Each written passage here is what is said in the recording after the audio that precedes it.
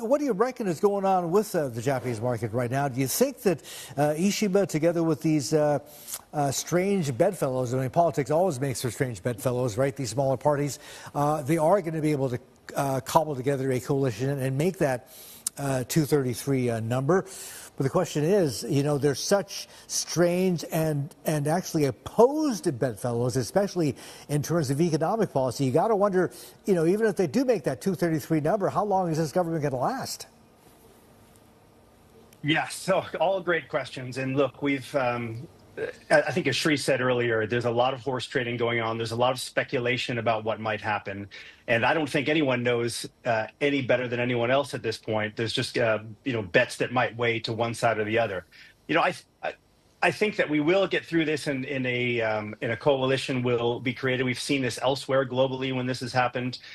Germany comes to mind. But I think that the major point here is that, as we've been talking about on this program for a while when you have me on, I think the problem is more that the Japanese equity market is much more of, maybe not a one-trick pony, but there's not a lot of tricks in the repertoire. And the issue is the Bank of Japan going to be able to continue on with their policy desires? Are they going to get rates higher? Are they going to be able to fight inflation in a way? And how does that impact the currency? And is that enough stability to continue an earnings regime that needs to improve from here, with the potential for a global industrial cyclical slowdown? That is the major problem still. So there is still some trading that traders can do here. I don't know if I have any better information than anyone else, but what I will say is I would watch the equity market with a careful eye, because I think it's really about an earnings story that is not going to be supported by the yen as much. Now, we might get some yen weakness here in light of the uncertainty, but is that the kind of weakness that drives better equity earnings? I don't think so. Yeah, yes, what's interesting is, sorry, Sri, we're about 20 minutes into trade, and now the Nikkei is even stronger. It's up 1 3/4%, but the yen is still on the back foot, down about 0.5%. Go ahead.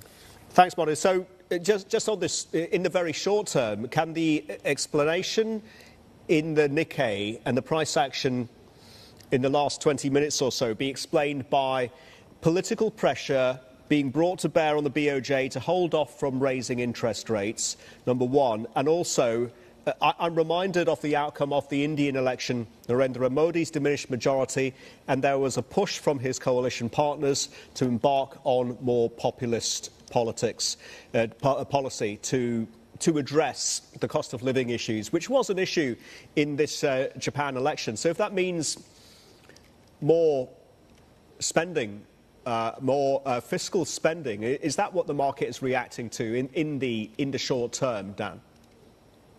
I think that's the theme of the year, if what we've seen globally.